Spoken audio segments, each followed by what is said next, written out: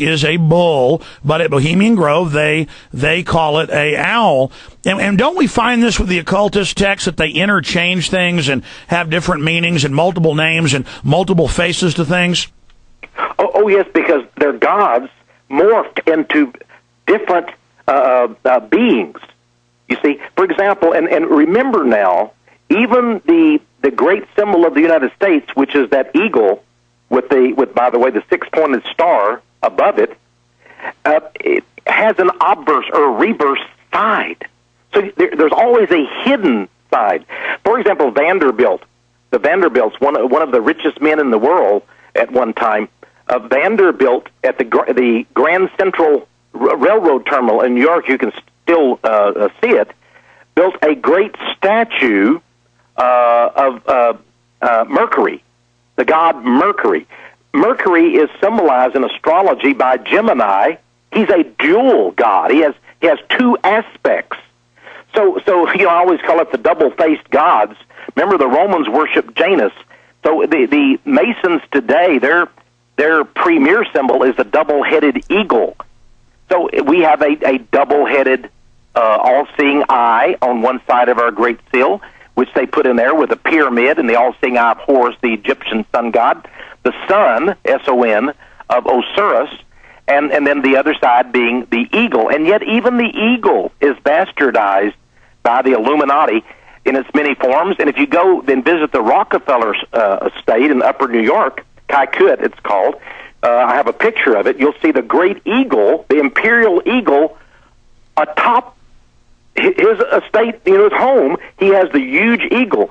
If you visit the Fed Reserve building, where Mr. Ben Bernanke works, head of the Fed Reserve, you're going to see a very simple adornment, only the great eagle. So again, they use many things. Now back to this owl. Athena was the goddess of wisdom, and the owl is the symbol of her wisdom. It's a night wisdom. It's a black magic wisdom. The owl is the killer of night, and it can see. It's like an all-seeing eye. And again, Athena, one of her representations is the statue atop the Capitol building. And thus, right below her, way deep below in the earth in the basement, is the crypt that they secretly built there. If not only that, but behind the Capitol, and right actually in the street design of Washington, D.C., that whole area, if you look at it, and I have a picture of the street layout, you will see the owl. The owl is actually in the street configuration. Okay, Tex, stay there. Let's get into the layout of D.C. after this quick break. 1 minute break, back with Texe Marrs in just a moment with us for a whole nother hour. We're going to take some calls later. We're going through his new book. We'll be right back. PrisonPlanet.com. Thank you for listening to GCN. Visit GCNlive.com today. May I have everybody's attention, please? I've come with a message of information. 9/11 was an inside job. Do you like being a puppet, sir? Do you like being a puppet for the New World Order? How do the American people know that 9/11 was a stage, was engineered by you, David Rockefeller, the Trilateral Commission, the CFR? Please sit down and shut up. The day that we stop asking questions is the day that we have allowed the seeds of despotism to grow at our own door. 7 years after the attacks of September 11th, a global awakening has taken place. An inside job? How dare you?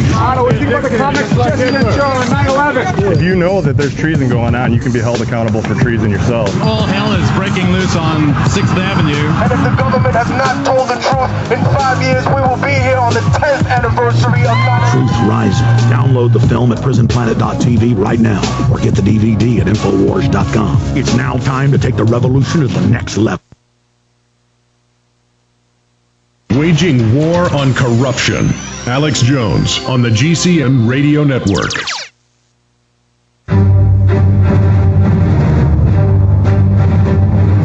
Big Brother, mainstream media, government cover-ups. You want answers? Well, so does he. He's Alex Jones on the GCN Radio Network. And now, live from Austin, Texas, Alex Jones. I am just biting my lip here because Tex brings up so many points, and then I think about the hundreds of things I've learned separately when he's talking about something, and I know he's so right on. I'm just like biting my lip here, not wanting to interrupt because I want to pump him for all the info I can. There is so much in his new book that I didn't know. And the more I learn, the more I don't learn that I don't know that much. But I thought I knew it all about architecture and all the occultism and the things they've done. But when you really start reading this book and start looking around you, it is everywhere. In fact, here's an example. I read junk science fiction sometimes, not very often. I'm so busy. And I was at my parents' house about a week ago, and my dad reads a lot of science fiction. And there was this book called The Worthing Saga. And I picked it up. He said, yeah, I've read it. You can have that. I haven't had a chance to read it yet.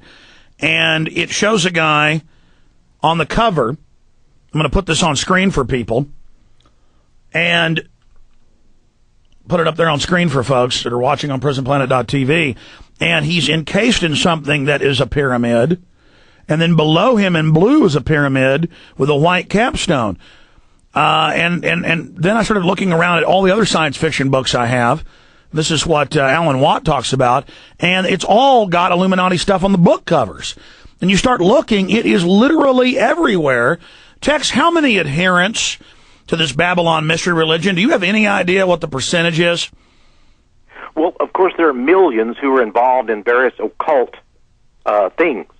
And many of them are just dumb people, and independently not involved in these secret societies and cults. But as in terms of the more hideous New World Order elite, I'm going just to say that there's probably no more than 10,000 around the globe that really know the plan and are accomplishing what they call the great work of the Illuminati, which is to regenerate mankind, to destroy the world that is and build a new world made up of stone and steel and glass because of the visions they receive from demonic spirits. So maybe 10,000.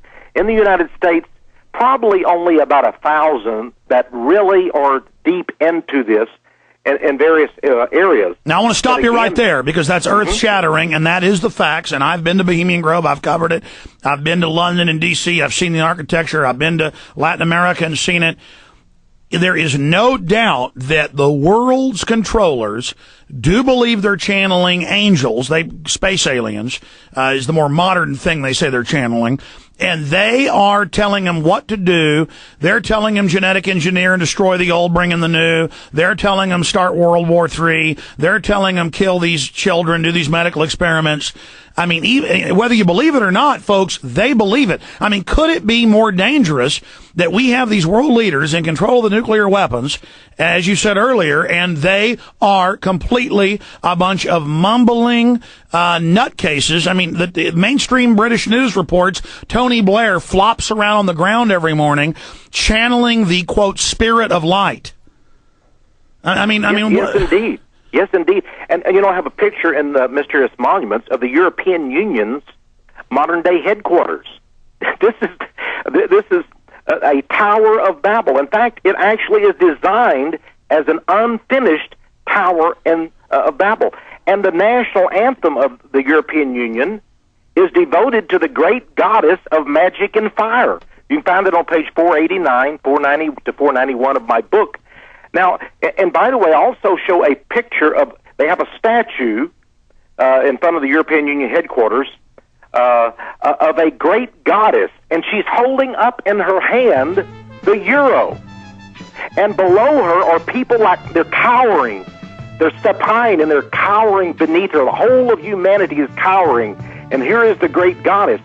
We get back to the same goddess they worshipped at the Bohemian Grove. The streets of Washington, D.C. are laid out in one place as a great owl.